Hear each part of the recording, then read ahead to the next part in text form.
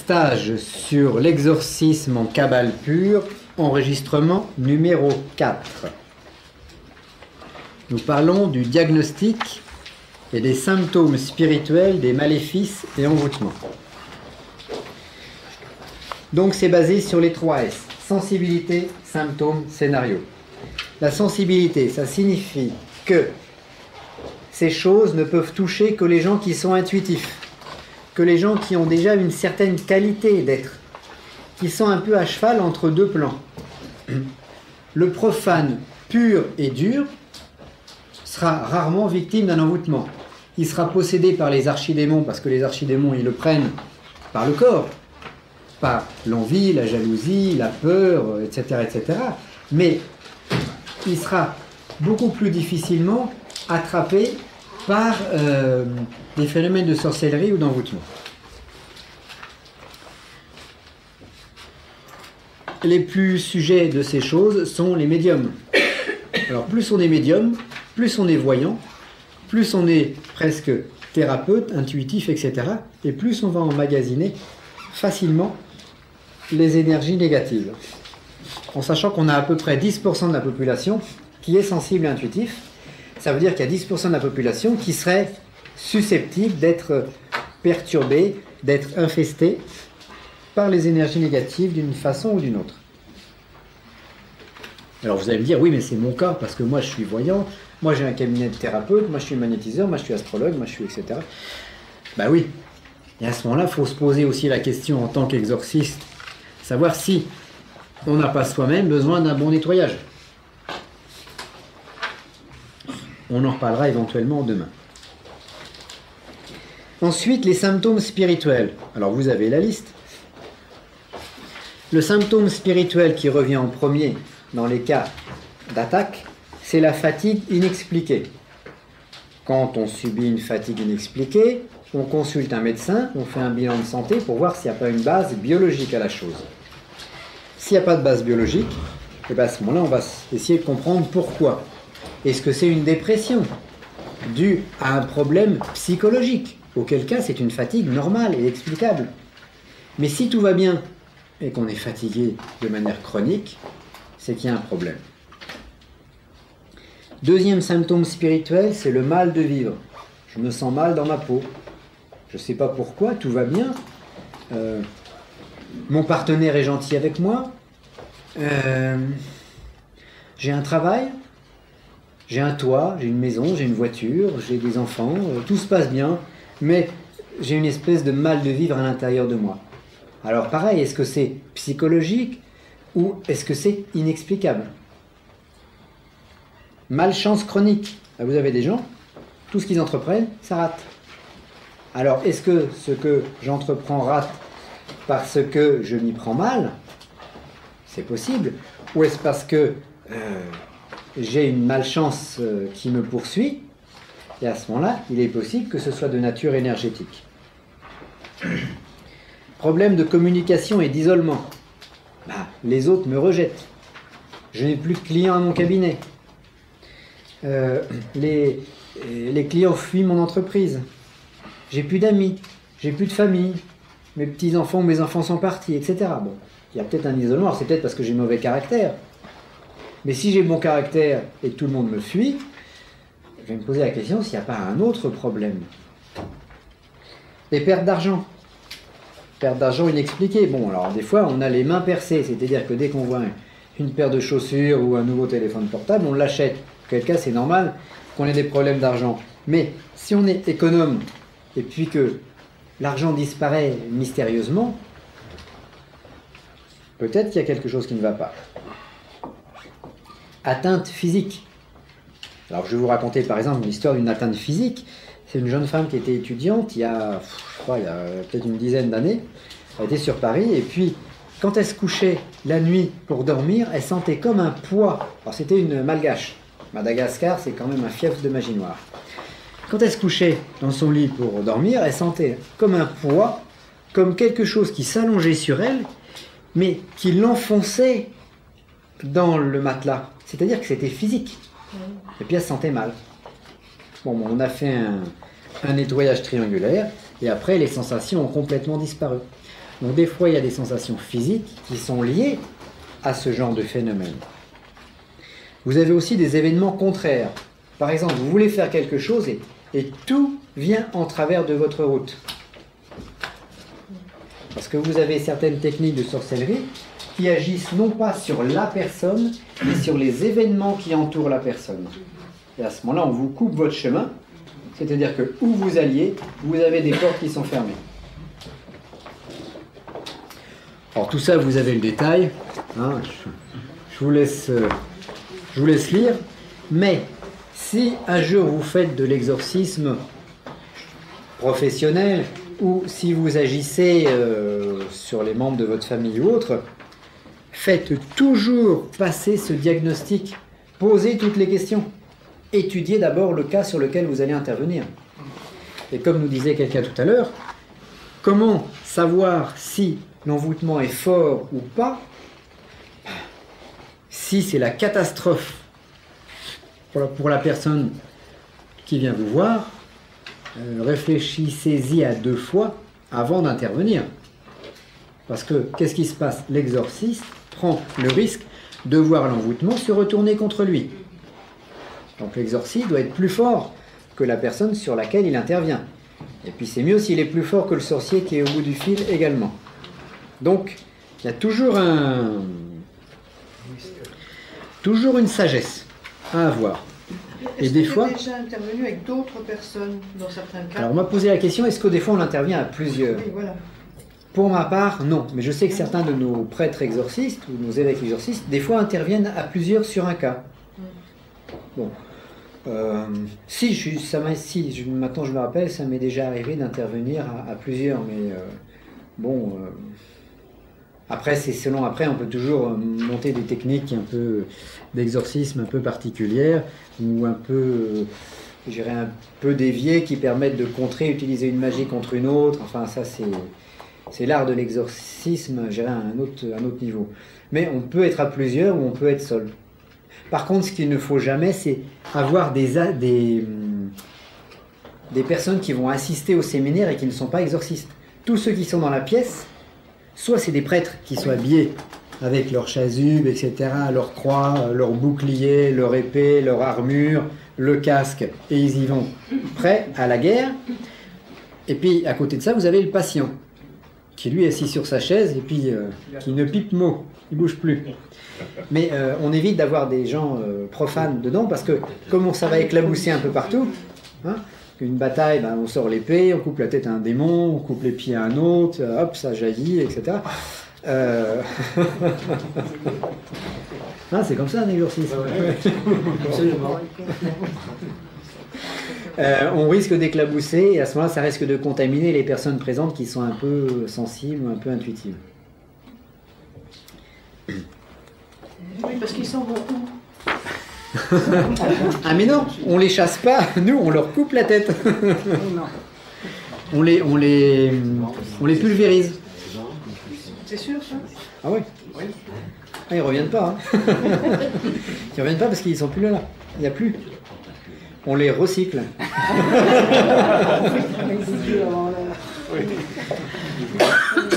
Des défauts soignés. Bah parce que ce sont... On a vu tout un tas d'entités tout à l'heure qui sont des entités mortelles. Ce n'est pas des esprits ou des âmes blanches qui viennent dans ce genre de situation. C'est des entités inférieures. Donc en général, quand on les a passés par le feu, il ne reste pas grand-chose. Sauf certains démons qui ont la sagesse de fuir dès qu'ils voient un exorciste approcher. Mais en général, les démons ne sont pas très intelligents. Ils sont pleins d'orgueil, hein, comme on nous dit dans la Bible. Donc ils tiennent tête. Ils disent « Ah, j'ai pas peur de toi ». Et puis après, bah, quand l'exorciste les a attrapés, c'est fini. Il y a un symptôme aussi que moi j'ai noté, parfois, c'est... On le sent sur les animaux domestiques. Oui. Les chats, les chiens qui sont proches Oui. de la personne sont dérangés Oui. et malades. J'ai passé vite fait hein, là, sur le diagnostic. Malades. Mais C'est un symptôme, je trouve, qui est important. les plantes meurent, Ouais, les plantes, les sont animaux malades. deviennent fous, Ouais. ou sont bizarres, sont Ils malades. ouais. Les jeunes enfants pleurent tout le temps. Ouais, Bon, c'est ça, énervé, passif. il y a des envoûtements qui crée un phénomène agressif envers la personne attaquée. C'est-à-dire que tout le monde va être agressif envers elle. Les chats. Voilà. Les chats, les chiens, la personne se promène dans la rue, elle va se faire mordre par un chien qui n'a jamais mordu personne. Bon. Elle va se faire insulter par quelqu'un qui n'a jamais insulté personne. Parce que d'un coup, c'est comme si l'envoûtement prenait possession des événements qui l'entourent pour agir sur la personne. Ça attire une énergie spécifique en fait. Oui, négative. Ouais. Cooptation quoi. C'est assez bizarre, hein, mais c'est intéressant. C'est passionnant. Le dernier S, c'est le scénario. Alors le scénario, c'est quoi? C'est un mobile. Un enjeu réel. Alors l'enjeu réel, ça peut être quoi? Ça peut être un divorce, une concurrence commerciale, une haine tenace, etc. Mais dans le cas d'un envoûtement, cherchez le mobile. Il n'est pas forcément évident. Le plus facile à déterminer, c'est la sensibilité de la personne. Après, quelques symptômes, et si on peut, un scénario. Si vous avez les trois,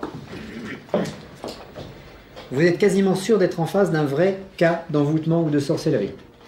À ce moment-là, si vous avez un bon rituel avec vous et que vous êtes relativement entraîné, vous aurez un bon résultat.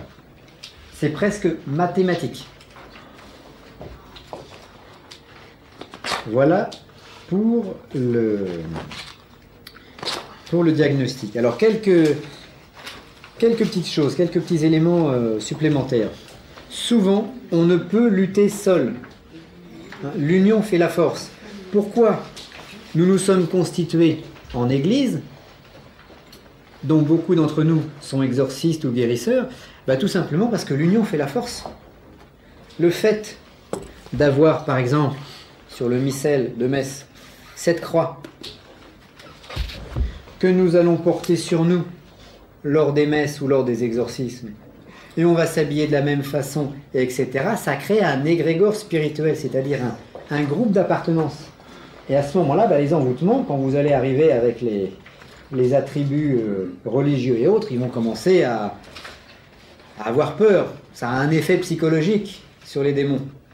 Et quand ils commencent à avoir peur, on a déjà gagné la moitié de la bataille. Donc, souvent, on ne peut lutter seul.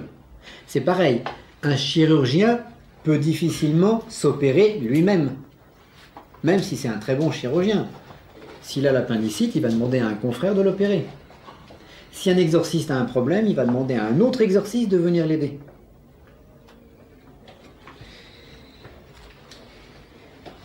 Ensuite, une chose aussi à noter, les attaques négatives s'additionnent.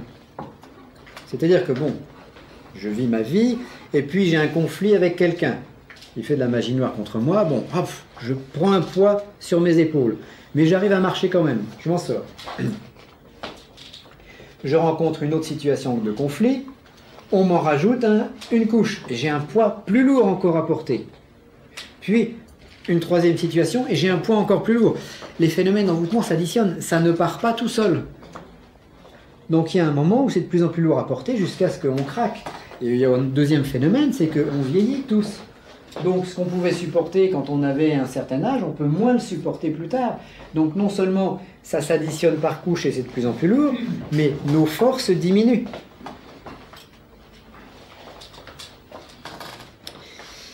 Les ténèbres s'épaississent. Voilà. Alors pour chasser les ténèbres, il faut allumer la lumière. Je vous l'ai dit tout à l'heure. C'est-à-dire faire descendre une forte puissance spirituelle sur soi. Alors bien sûr, si vous arrivez à faire descendre une force spirituelle, que vous soyez... vous arrivez à compenser. Il y a l'un de nos évêques, avant d'être évêque, il était prêtre, puis avant d'être prêtre, il était magnétiseur, puis il avait un cabinet, ça fait 30 ans qu'il travaille, qui fonctionne très bien. Et lui-même, il faisait du nettoyage, du désenvoûtement, avec de bonnes réussites. Et puis, il a commencé à avoir des concurrents jaloux qui ont envoyé de la sorcellerie sur lui, qu'il arrivait à dégager, et ça a recommencé, et il a redégagé, et pendant plusieurs années, il a lutté seul, jusqu'à ce qu'il commence à avoir des coups de poignard au niveau du cœur, qu'il commence à se sentir de plus en plus mal, et là, il s'est dit, c'est pas bon, ça commence à sentir le roussi. Par hasard, il a eu la chance de tomber sur un livre de Laurent Bernard, ce saint homme. Ben, je vous permets pas de rire.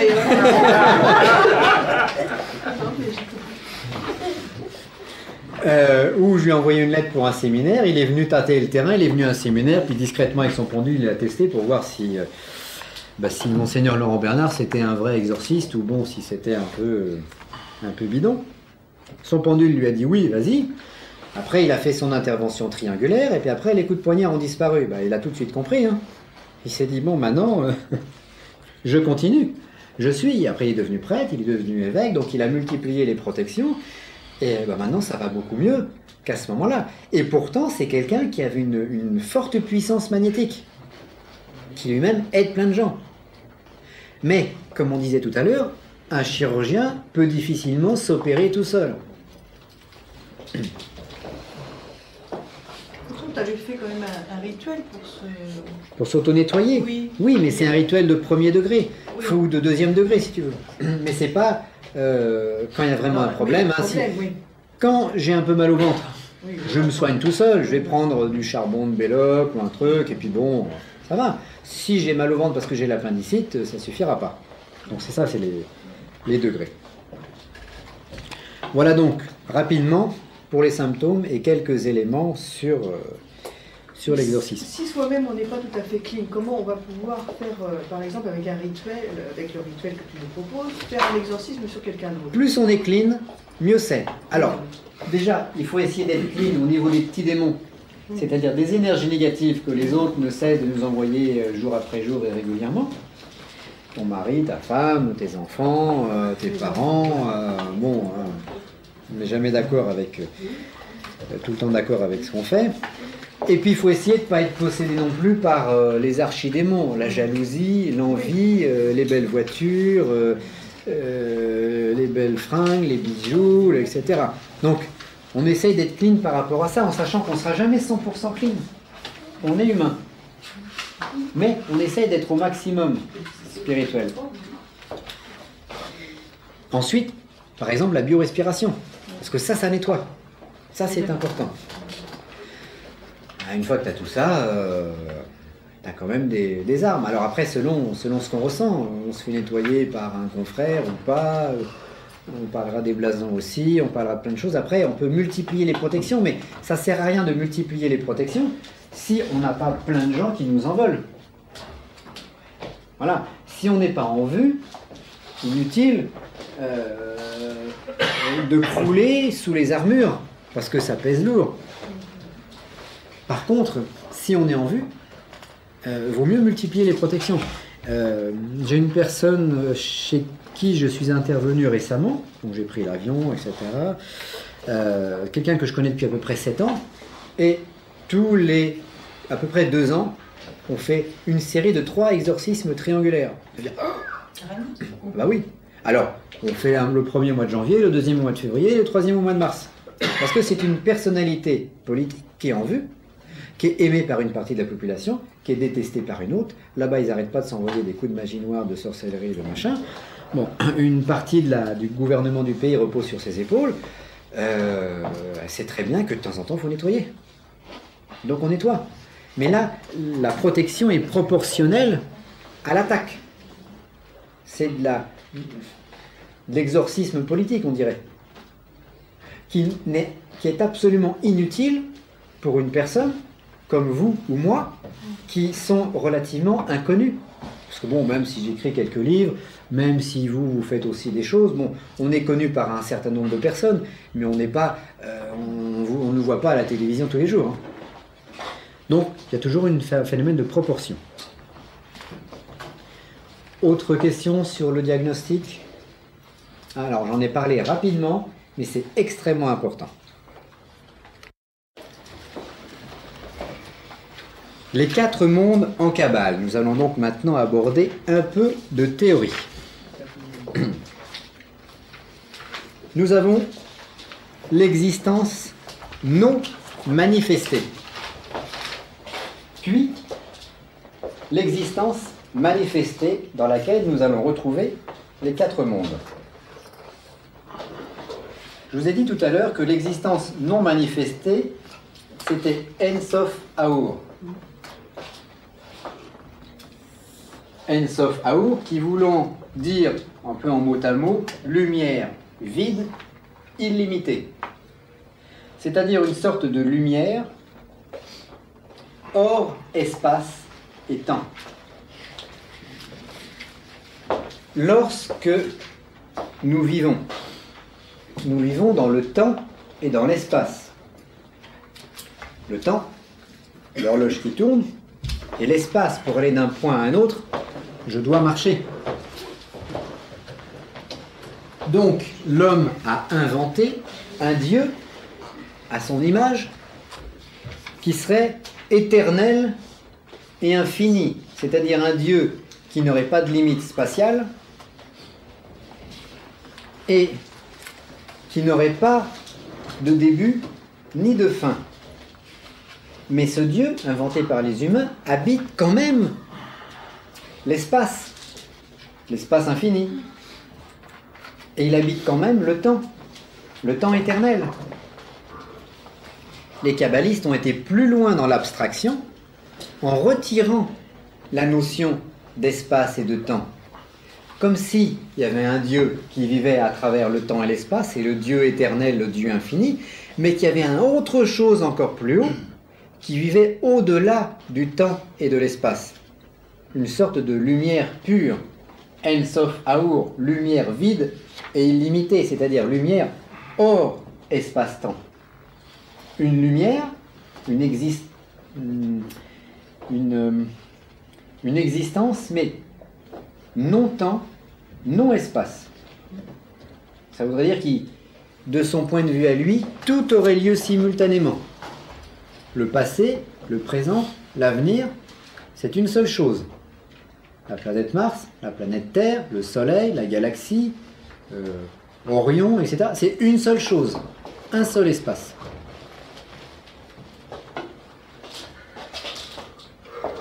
Alors, on a En Sof Aour.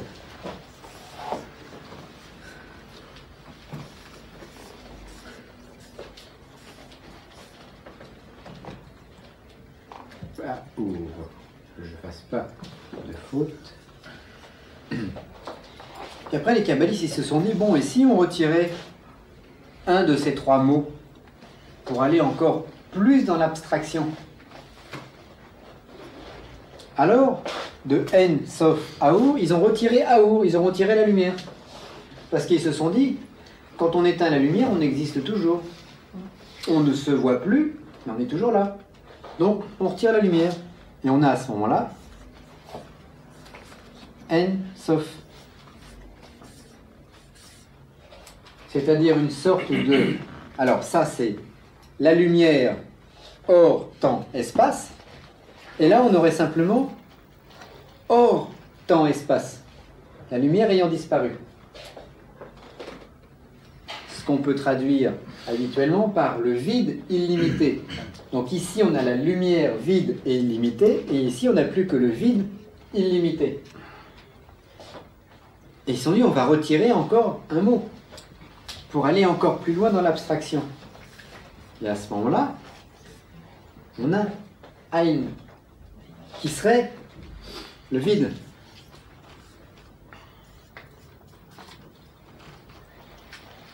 Donc, on aurait lumière hors espace-temps. Ensuite, En Sof, on aurait simplement hors espace-temps. Et après N, on aurait simplement hors, H-O-R-S, en dehors de. Alors ça, c'est pour essayer de grimper au niveau de l'abstraction humaine vers un vertige qui serait origine de tout ce qui est. Ça, En Sof Aour, En Sof N, c'est au-dessus de l'arbre de la Kabbale. C'est en quelque sorte le Dieu qui se trouve par-delà. C'est l'existence non manifestée. Cette existence non manifestée donne naissance à une manifestation existentielle qui va s'exprimer par une sorte d'arbre de la Kabbale dans les 4 ciels, dans 4 mondes. Alors on a quand même essayé de simplifier ces notions de Kabbale pour les vulgariser un petit peu.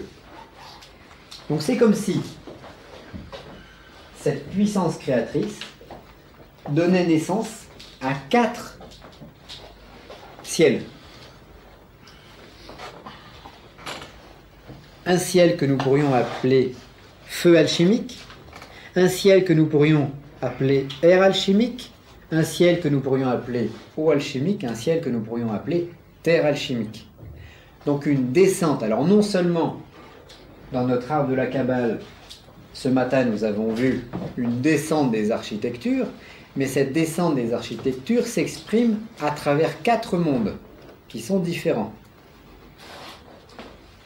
qui vont de l'ignée à la terre, mais c'est une terre alchimique, c'est pas la terre concrète que l'on connaît.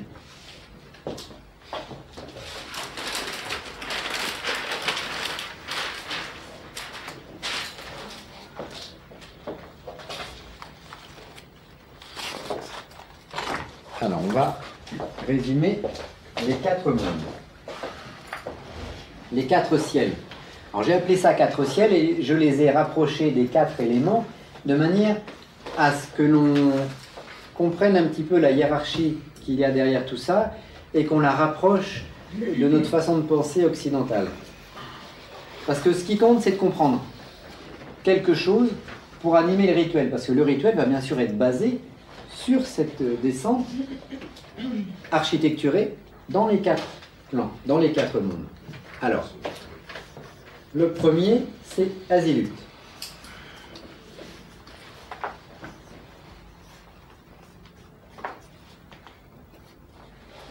On va dire le ciel igné.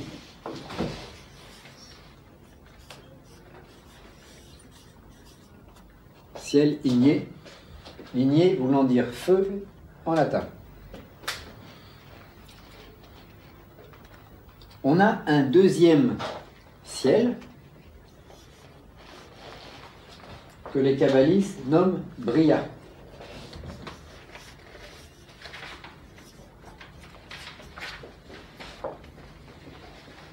Et que nous allons faire correspondre à un ciel aérien. Mais un air alchimique, pas l'air qui entoure, qu'on a dans cette pièce. C'est le principe de l'air.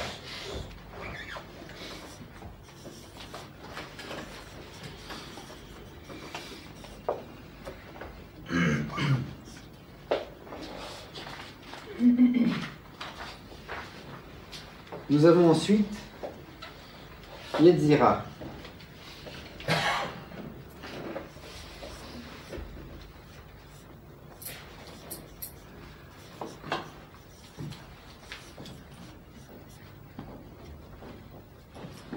Que nous allons nommer un ciel aquatique.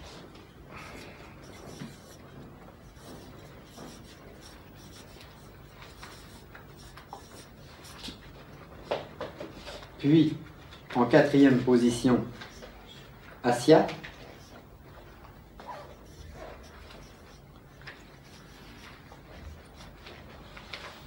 Le ciel terrestre.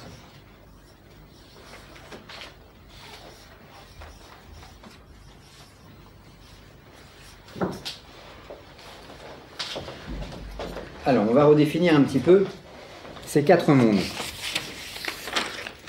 qui correspondent feu, air, eau, terre. Azilut. Alors, dans chacun de ces ciels, il y a l'arbre de la Kabbale et les 10 séphirotes. Azilut, c'est la divinité pure qui se révèle à travers les personnes divines. C'est-à-dire que chacune des sphères dans le ciel igné est considérée comme une personne divine, comme une émanation divine. Dans Bria, les personnes divines se manifestent à travers un Eloi. C'est le singulier de Elohim. Alors, Eloah étant le féminin singulier.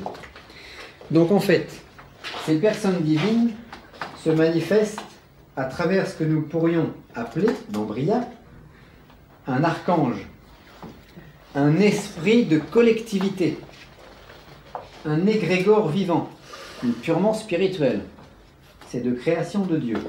Donc, chacune des 10 séphiras est représentée par ce qu'on va appeler un archange, pour être un petit peu plus simple.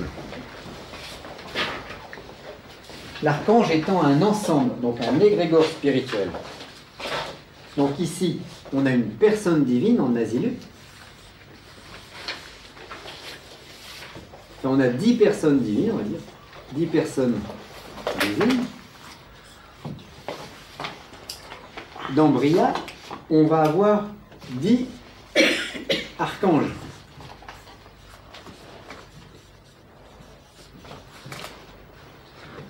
Dont les noms vont correspondre à des égrégores spirituels, des collectivités spirituelles. C'est comme si, dans Bria, on avait l'ensemble des Français. Les Français, ils sont nombreux. C'est une entité collective.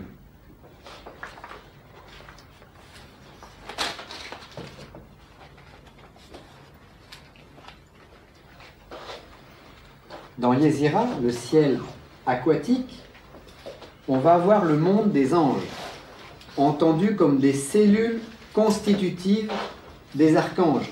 Donc on a une personnalisation ici. Ce sont des entités purement spirituelles. Donc nous avons ici 10 anges. Donc ici, les archanges, ce sont des collectifs.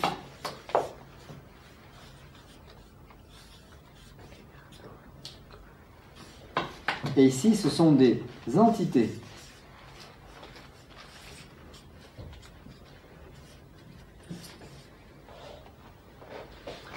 Donc 10 personnes divines, 10 archanges, 10 anges. Dans le monde de Assia, qui est le ciel terrestre, qui est la terre alchimique, eh bien nous allons avoir le règne des hommes saints. Parce que là, on est sur terre. On descend vers la terre. Et quels sont les représentants du ciel dans le monde terrestre? Eh bien, ce sont les saints, les maîtres de sagesse, les âmes des bienheureux ayant vaincu la mort, la seconde mort. C'est ce que les catholiques ont appelé la communion des saints. C'est la Jérusalem céleste. C'est notre paradis. C'est le plus haut de ce que l'humain peut produire. Donc ça, c'est humain. Et les 3 mondes précédents sont divins. Donc, Assia, c'est la terre, c'est les hommes saints, les maîtres de sagesse, les âmes des bienheureux ayant vaincu la mort ce monde par une vie exemplaire, la communion des saints, la Jérusalem céleste, le paradis, etc. On va dire les 10 maîtres de sagesse, ou 10... J'aimerais bien utiliser le mot grec ergon, parce que ça décale un peu par rapport à ce qu'on a l'habitude, ou le mot avatar, c'est-à-dire... Voilà. Les avatars, on les mettrait là. On les mettrait là. Les maîtres du monde spirituel terrestre. Jésus, etc. Les prophètes, tout ça. Voilà. Alors là, on va avoir 10 chefs responsables de de 10 armées, en quelque sorte. On va les appeler les 10 ergones.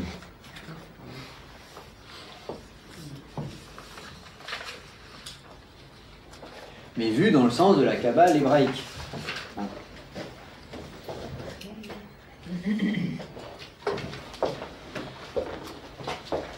Alors, ayant posé ces 4 mondes,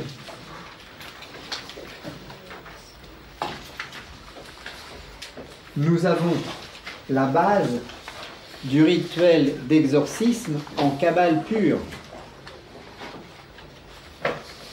Ce principe, ça va être d'appeler hiérarchiquement du haut vers le bas ces différentes puissances de lumière afin de descendre non pas la personne céleste, mais d'en appeler la vibration pour hériter de sa lumière et de sa force tout en bas, parce que nous on est encore plus bas. Là c'est vraiment, Assia c'est le haut de l'égrégore humain, à travers les siècles. Pourquoi tu les appelles personnes divines? Ça amène un peu à la terre, ça. Personne, c'est le mot personne. C'est ce que la Kabbale nous... Ah oui, c'est pas moi, c'est la tradition de la Kabbale qui personnalise la force divine sous forme de 10 étapes. Oui, mais le mot personne. Oui. 10 êtres divins, ce serait différent. Non, ça va pas. Oui. Après, ce sont des mots. Hein. Oui. Derrière ces mots, il faut arriver, c'est comme archange, c'est pas forcément le mot qui convient, ange non plus, ergon non plus. Il faut arriver à trouver derrière les mots, par sensibilité, ce qu'il y a réellement. En fait, c'est une expérience mystique. Là, on essaye de parler un langage commun, mais en sachant que dès l'instant où on parle un langage commun, on caricature les choses. Vous n'aurez réellement la perception de ces êtres que quand vous ferez le rituel et si vous êtes dans l'état mystique nécessaire pour les percevoir, pour y avoir accès, pour ressentir leurs vibrations. Et là, il n'y aura plus de mots. Là, tous les mots seront balayés et ce sera incommunicable. Donc on se trouve avec des mots qui sont... C'est comme si on voulait rentrer un chameau par le chat d'une aiguille. Le chameau, il ne veut pas rentrer. Et pourtant, on n'a que ça pour échanger une communication. Donc, en appelant hiérarchiquement les 10 personnes divines avec des mots de pouvoir particuliers, les 10 archanges de Bria avec des noms de pouvoir particuliers, les 10 anges de Yetzira avec des noms particuliers et les 10 ergones qui sont représentatifs du monde de Assia, on tire la vibration céleste vers le bas.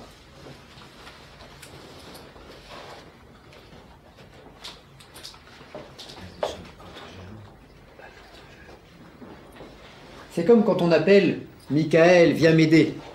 Viens Michael, dans certains exercices, viens terrasser ce démon à ma place. Bon. Et puis ça marche. Bon. Michael n'est pas venu, tel un esclave, écouter ce que j'ai à lui dire et puis faire le travail à ma place. Mais j'ai attiré une forme de vibration de cette nature. Donc là, c'est comme si on essayait d'entrer en résonance avec. D'où la nécessité de comprendre ce qu'on dit et de comprendre comment ça fonctionne. Parce que autant un exorcisme basé sur la biorespiration, il suffit de faire pendant des heures et des heures, pendant des semaines, des mois, des années, et puis là vous faites le truc, ça marche. Que là, il s'agit d'entrer soi-même en résonance avec Asilut, avec Bria, avec Ezira, avec Assia, et de faire descendre ces choses. Alors vous allez me dire, c'est impossible. Bien sûr que c'est impossible. Mais le rituel sera beaucoup plus précis, beaucoup plus coupant que la massue qu'on utilise dans nos exorcismes purement chrétiens. Quand on fait un exorcisme chrétien, comme on a vu ce matin, avec pêle-mêle les noms, Alpha et Oméga, Elohim, Eloah, c'est comme si on prenait une massue, puis bon, on tape des grands coups dans le mur. Ça fonctionne. Ça, c'est comme si on prenait un marteau, un burin, on va être plus précis, on va être plus efficace. Mais bien sûr, les anges ou les archanges ne vont pas venir parce qu'on va les appeler. Mais on va tirer une forme d'énergie. On va tirer une vibration spirituelle qui va venir habiter l'opérateur ou l'opératrice. Et c'est par cet intermédiaire que la lumière sera projetée sur le maléficié. C'est-à-dire que je me mets dans cet état, je prononce les noms et je sers de canal. Alors c'est pas du channeling, hein, mais c'est un canal que je dois réaliser de manière la plus parfaite possible pour envoyer l'énergie. Les noms de pouvoir qu'on va retrouver dans ces différents mondes sont le reflet des puissances qu'ils nomment. L'action se fait par induction. L'induction, c'est quoi?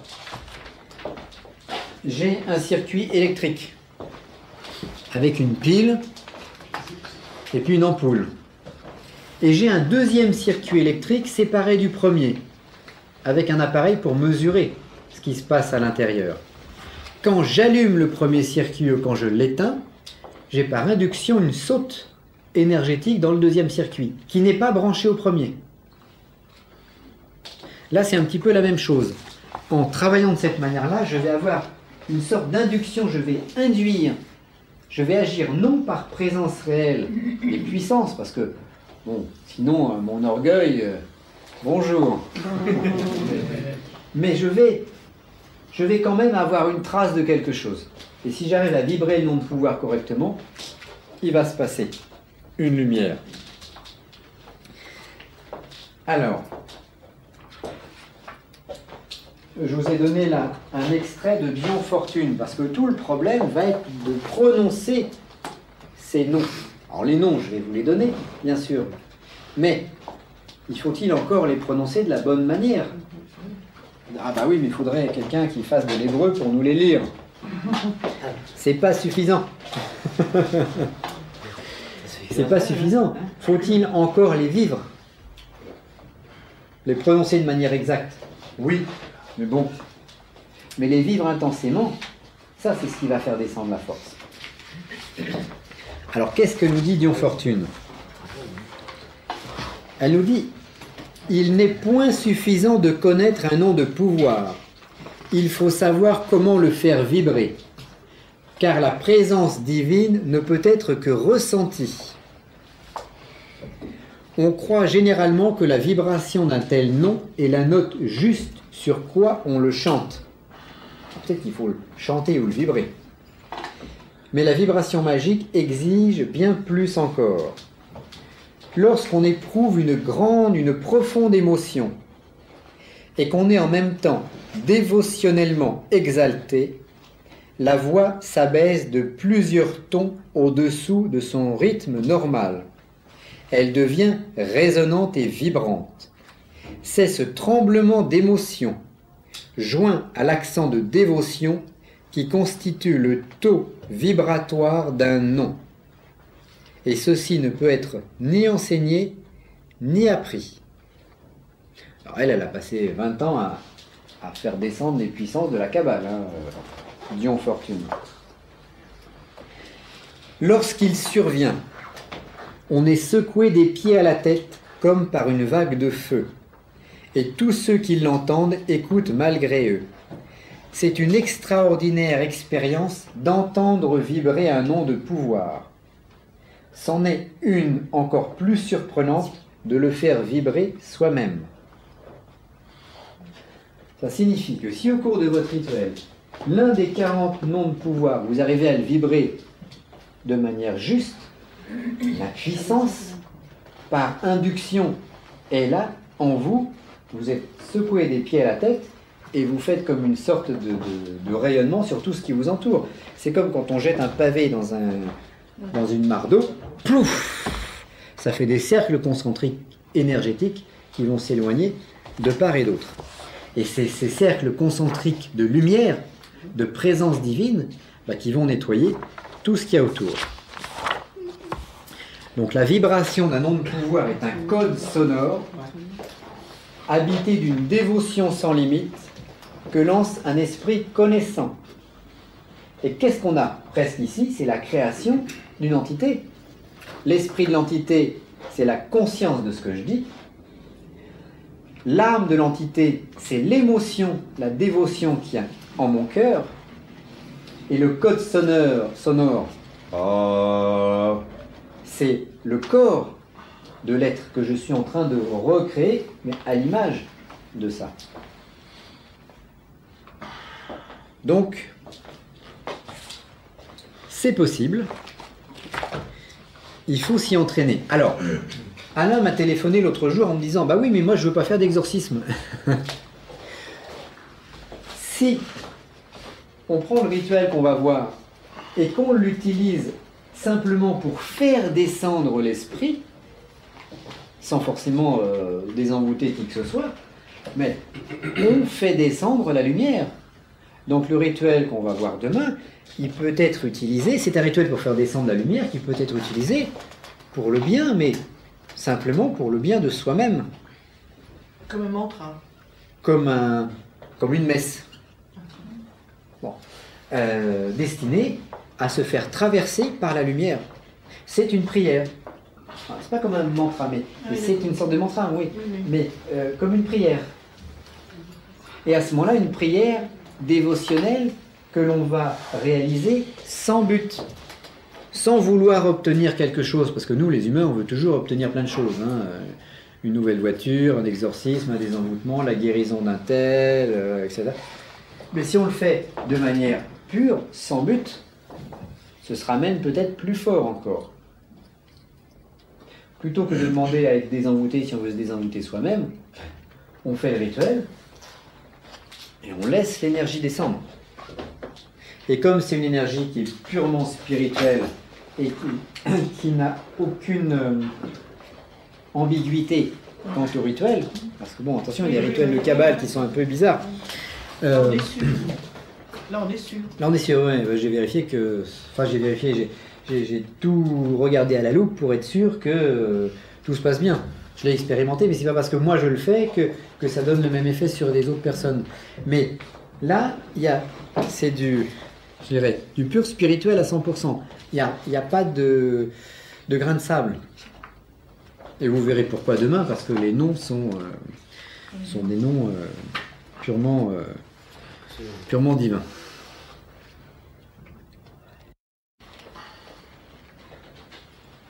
Étudions maintenant l'arbre astrologique. Alors, de manière à essayer de mettre maintenant des mots, on a vu les 1, 2, 3, 4, 5, 6, 7, 8, 9, 10, c'est bien, mais on va essayer de les personnifier un petit peu. Donc, l'arbre astrologique. Alors, on va refaire 1, 2, 3, 4, 5, 6, 7, 8, 9, 10. Au début, la première séphira, c'est Keter.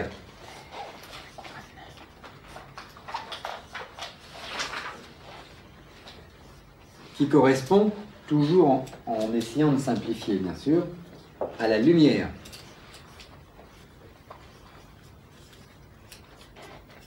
Mais qui ne sera pas la lumière vide, illimitée dont on a parlé avant.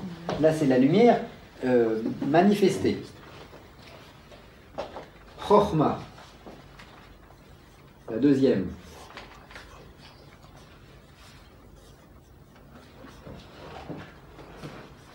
Que nous simplifierons en disant c'est l'espace, la voûte céleste.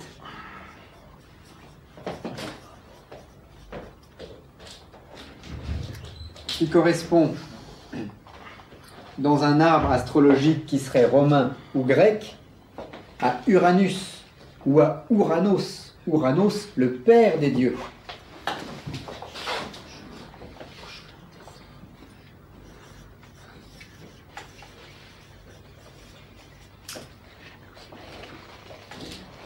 Ensuite, troisième position, nous avons Bina.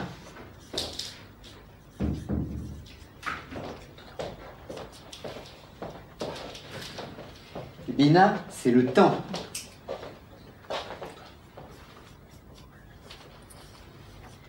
C'est pour ça que quand on regarde l'arbre de la Kabbale, on s'aperçoit que c'est très métaphysique. Donc pour ceux qui étaient déjà venus à d'autres stages où on avait parlé, etc., on retrouve, parce que quelle que soit la tradition, si la tradition est juste, elle va parler de la même chose d'une manière différente, bien entendu, avec une terminologie différente, avec une cosmogonie ou avec une mythologie différente, mais on retrouve exactement les mêmes étapes. Donc Bina, c'est le temps qui correspond à Saturne ou Chronos chez les Grecs. Et quand je vous disais que les faux dieux sont là pour dévorer notre temps, donc notre âme et notre esprit, en nous faisant brûler notre temps, eh bien nous apercevons que le temps fait partie des 3 séphiras supérieurs. Donc, le temps est extrêmement important. Que fait Chronos? Chronos, il fait des enfants et il les mange, il les dévore. Chronos, c'est le dieu qui dévore ses propres enfants. Ben, c'est exactement le monde dans lequel nous sommes. Nous sommes créés, bébés, enfants, adolescents, adultes, pour être ensuite dévorés. Poussière, je redeviens poussière. Il faut juste qu'entre-temps, je sauve mon âme.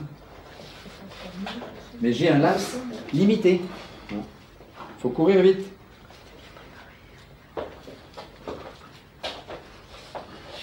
Chesed, 4e séphir.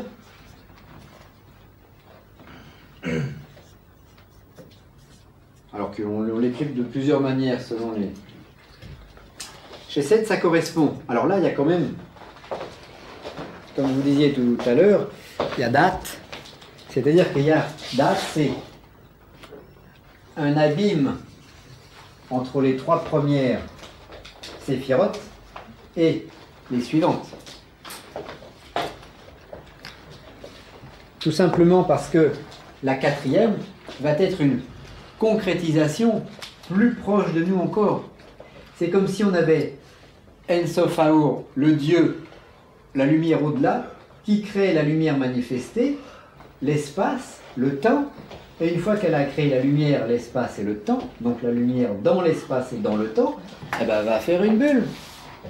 C'est-à-dire une planète, mais purement spirituelle, faite de lumière, qui va être l'origine de notre planète matérielle qui va descendre. Premier jour de la création, 2e, 3e, 4e, 5e et 6e dans la descente métaphysique. On n'ira pas plus loin cette fois-ci. Mais si vous avez envie de réfléchir, hein, allez-y. Alors, Chesed, c'est Jupiter. C'est la planète Jupiter en astrologie qui correspond à Zeus, le dieu du tonnerre, de la foudre. Et Jupiter, c'est le roi des dieux. C'est curieux d'ailleurs, c'est le fils de Chronos, mais Jupiter, qu'est-ce qu'il a fait? Qu'est-ce qu'il a fait à son père Chronos là? Il lui a... Il a détrôné. Il l'a détrôné, on va dire comme ça, ouais. Il a détrôné son père, il a pris le pouvoir à sa place, et il a créé l'Olympe. Et c'est le chef des dieux, et il y a d'autres dieux qui vont venir le rejoindre. Mais c'est pour ça que Chronos s'est mangé ses enfants. Oui, pour pas qu'il y en ait d'autres qui naissent. Hein. Il savait très bien ce qu'allait se passer. 5e séphira, Géboura.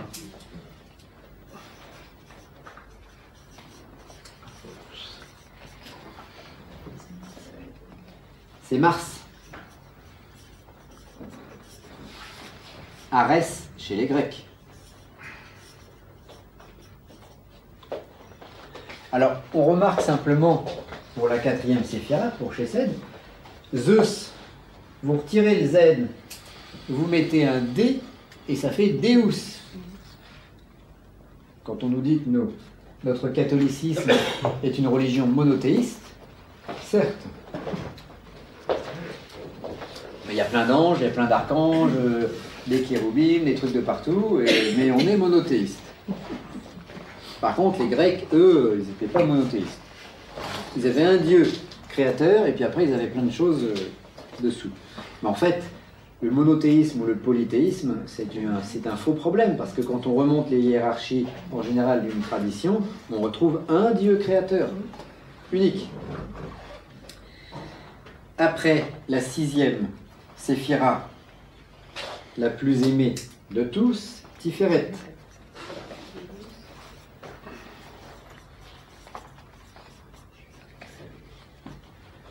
La sixième, pourquoi? Parce qu'elle est aimée, parce que 6 fois 6 égale 36.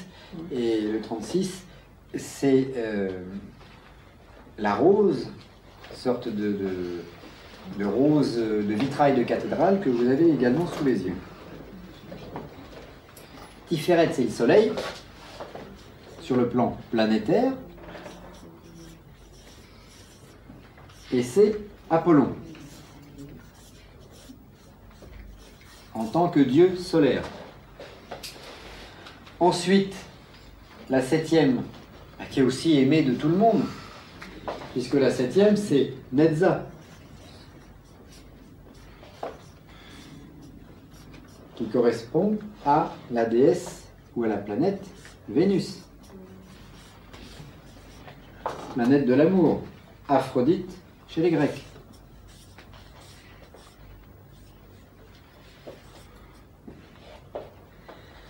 La huitième, c'est Phira, Ode. C'est Mercure.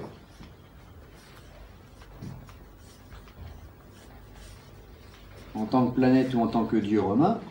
Et c'est Hermès chez les Grecs.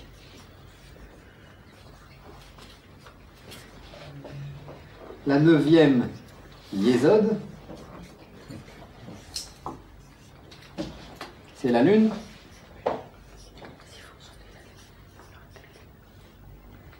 C'est Diane ou Artémis au niveau des déesses.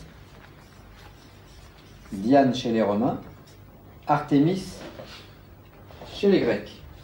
Et la dixième, Malchut,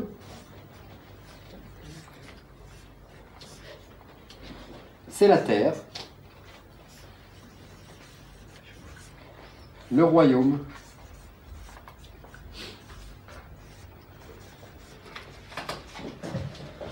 Il y en a qui associent Keter à Neptune.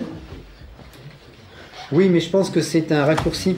Parce que si on considère Da'at comme étant le passage de l'infini illimité à une bulle concrète, on ne peut pas remonter, en fait, en disant Neptune, c'est etc. Parce que Neptune, c'est un dieu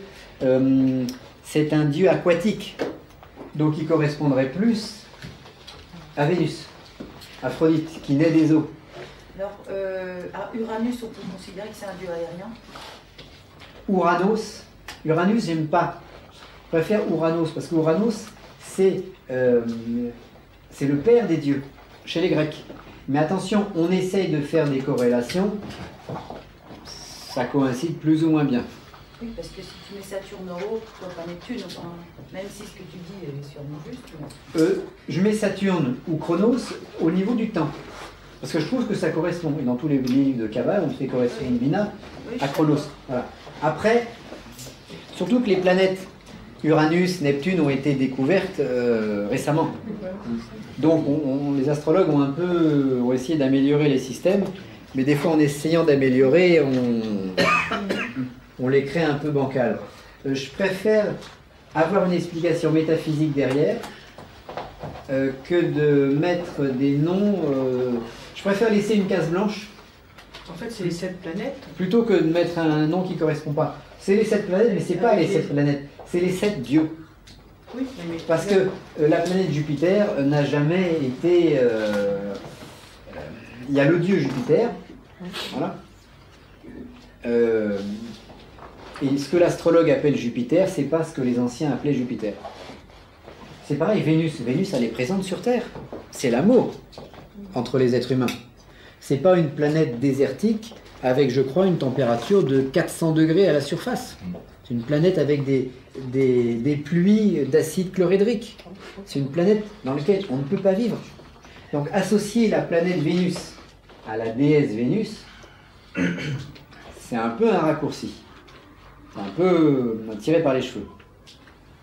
Mais ça nous donne quand même une espèce d'idée de manière à voir quelles sont les forces, quelles sont les natures de force dans les séphirotes.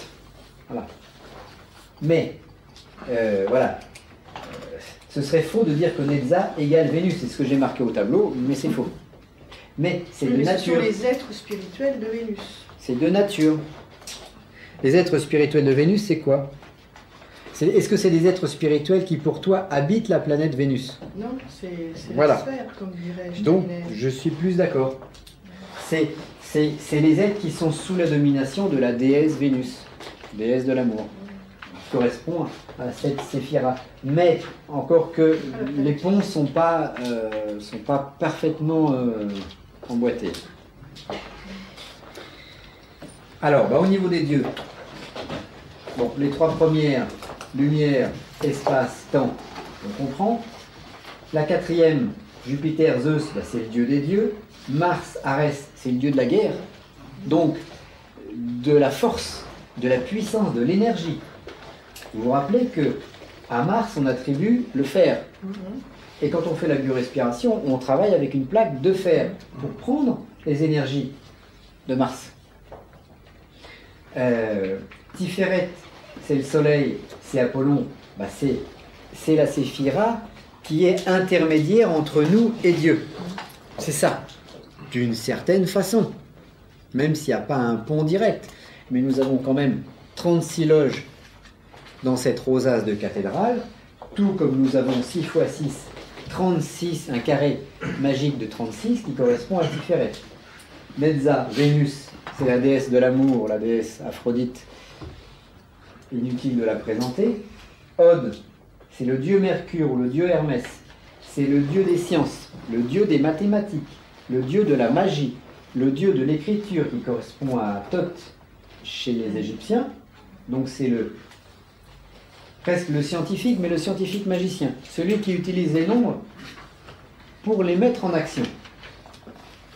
Yesod, c'est le monde de la lune, le monde des reflets, le monde des illusions, le monde du danger. Si on a dit tout à l'heure qu'il y avait des faux dieux, c'est un peu dans ces mondes-là.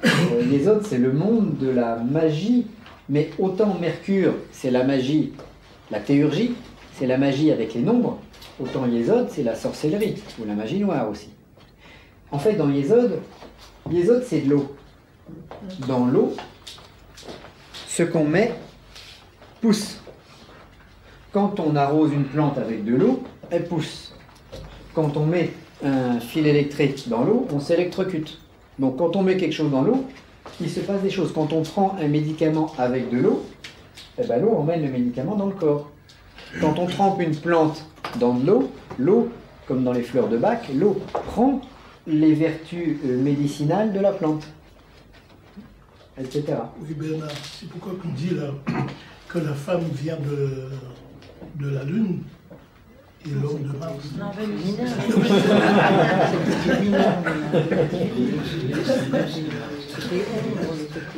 Et Malkout, c'est la terre, c'est le royaume, c'est là où nous vivons. C'est pour ça qu'il n'y a pas de Dieu qui est attribué à la terre. Bon, ça c'est les 10.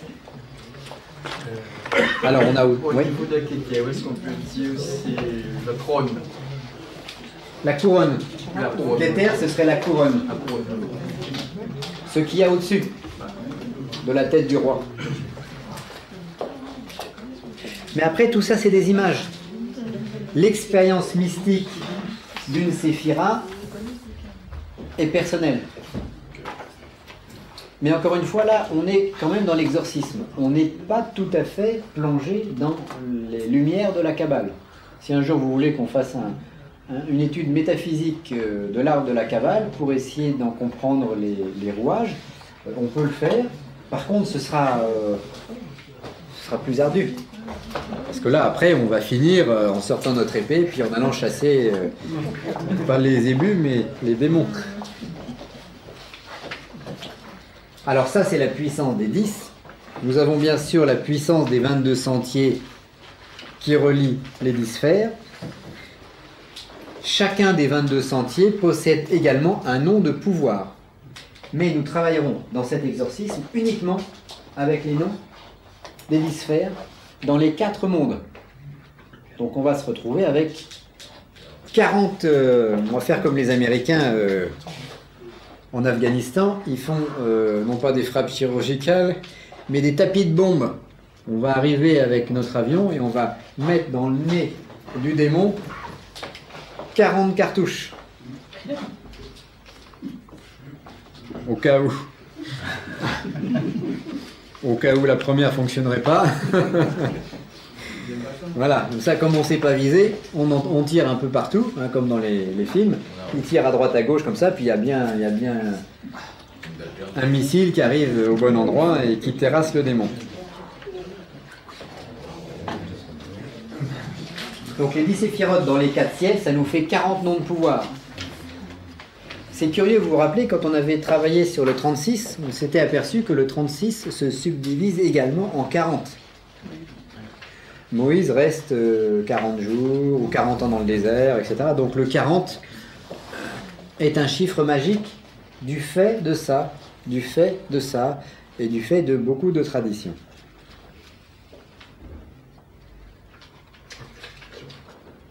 Avez-vous des questions? C'est une dernière question. Quand je pense à la fameuse phrase de Loisy, qui s'inspirait d'ailleurs de Saint Jean, il nous a annoncé le royaume et nous avons eu l'Église. Enfin, là, ça fait excommunier, effectivement.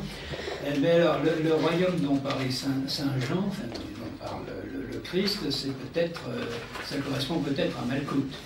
Peut-être. Après, ça dépend dans quel sens on va voir les choses. Donc, peut-être. Mais bon, après, il y a deux façons de prendre l'arbre de la Kabbale. Si on le prend sur le plan métaphysique, on a lumière, espace, temps. On a premier jour de la création, bulle d'éther. Deuxième jour, feu. Troisième jour, air. Quatrième jour, eau. Cinquième jour, la terre alchimique. Sixième jour, la terre physique. Et à ce moment-là, dans ce cas-là, Malkout ne serait pas encore venu. Ce serait le 7e jour de la création, en sachant qu'on est dans une création inachevée. Mais tout étant dans tout, Malkout, ça peut aussi correspondre à la terre physique concrète d'aujourd'hui. Après, c'est...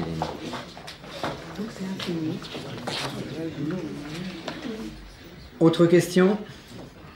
Non. Tout est limpide, ben c'est parfait. Tout n'est pas limpide, non. Alors, encore 5 minutes. Alors ça, je vous l'ai déjà dit. L'union fait la force. Ah oui, force de l'égrégore judéo-chrétien. Il y a une force cachée dans tout ça. Moïse est daté à peu près 1200 ans avant Jésus. Jésus, il y a à peu près 2000 ans. Donc ça nous fait une sorte d'origine d'un judaïsme organisé par Moïse qui remonterait à 3200 ans. Ça voudrait dire que derrière ce système, mais à prendre entre parenthèses et avec un point d'interrogation, nous aurions 3200 ans de culte judaïque. Qu'est-ce que c'est un culte? C'est des gens qui font des prières et qui chargent un égrégore. Et qui, en utilisant derrière ces puissances, ah ben on tire dans l'égrégore. Donc plus une prière est utilisée, plus elle se charge. Donc on a un petit peu derrière ça et la racine du judaïsme et une vision de Kabbale chrétienne, parce que ça c'est quand même occidentalisé à fond. Donc une sorte d'hybride entre un judaïsme purement rabbinique et puis une explication occidentale, pour ne pas dire chrétienne des choses. Parce que ça m'étonnerait que les rabbins ils aient associé Tiferet à Apollon. Mais nous, on le pressent comme ça. Donc il y a une puissance importante derrière. Et on en parlait tout à l'heure. Rappelons la polyvalence du rituel que nous allons voir. Parce que le rituel que nous allons voir demain, peut servir pour un exorcisme, oui, c'est un peu le prétexte d'aujourd'hui, mais ça peut servir aussi à une guérison, parce que c'est spirituel les forces que nous allons appeler. Donc on peut demander la guérison de soi-même ou de quelqu'un. Ça peut servir bien sûr en tant que rituel de bénédiction d'un objet, d'un liquide, etc. Et ça peut, comme on le disait avec Alain au téléphone, servir comme un appel de force spirituelle en vue d'une évolution personnelle. Donc ça va être tout ça en même temps.